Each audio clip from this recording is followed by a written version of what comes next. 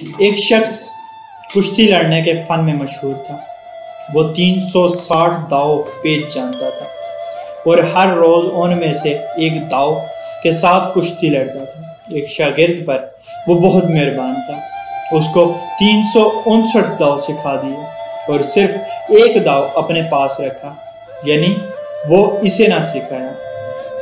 وہ نوجوان کچھ عرصے میں زبردست پہلوان بن گئے، دور دور تک اس کی شہرت پھیل گئی۔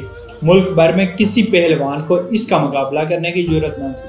ایک دفعہ اس نوجوان نے اپنی طاقت کے ذم میں بادشاہ وقت سے کہا کہ استاد کو مجھ پر جو فوقیت حاصل ہے وہ اس کی بزرگی اور تربیت کے حق کی وجہ سے ہے، ورنہ میں قوت اور فن میں اس سے کم نہیں ہوں۔ بادشاہ وقت کو اس کا تکبر پسند نہ آیا، اس نے استاد اور شاگرد میں کشتی کرانے کا حکم دیا۔ مقررہ دن کو اس دنگل کے لیے شاہانہ انتظامات کیے گئے اور اسے دیکھنے کے لیے بادشاہ، حکومت کے عہدیدار، دربار کے افسران اور ملک بھر کے پہلوان جمع ہوئے۔ نوجوان مست ہاتھی کی طرح دنگل میں آیا۔ ایسا معلوم ہوتا تھا کہ وہ پہاڑ کو بھی اکھاڑ سکتا ہے۔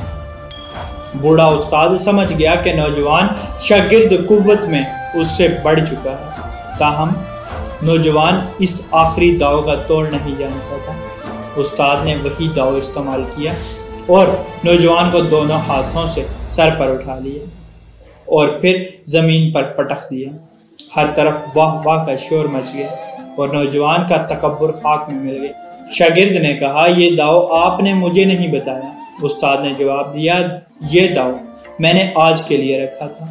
اس حکایت سے ہمیں دو نصیحتیں ملتی ہیں کہ کسان کے پاس جو عزت اور نام جو کچھ بھی تھا اسے ہمیشہ عاجزی اختیار کرنی چاہیے تھی، کیونکہ یہ وقتی چیزیں ہیں اور اللہ کی عطا کردہ ہے۔ اس لیے ان کے ملنے پر جب انسان تکبر میں آ جاتا ہے تو وہ اللہ ناراضگی کا باعث بنتا ہے۔ اس لیے اس تکبر سے ہر حال میں بچنا چاہیے۔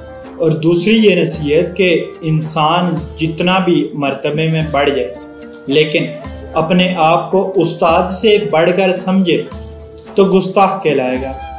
جو کسی بھی شعبے میں اپنے استاد کی عزت نہیں کرتا وہ زندگی میں کبھی کسی مقام پر نہیں پہنچ سکتا۔ اگر آپ جانتے ہیں کہ کسی شخص کا علم آپ سے کہیں زیادہ ہے تو اس سے سیکھنا چاہیے، نہ کہ مقابلہ کرنا چاہیے۔ اللہ پاک آسانیاں حاصل اور تقسیم کرنے کا شرف عطا فرمائے، آمین، جزاک اللہ۔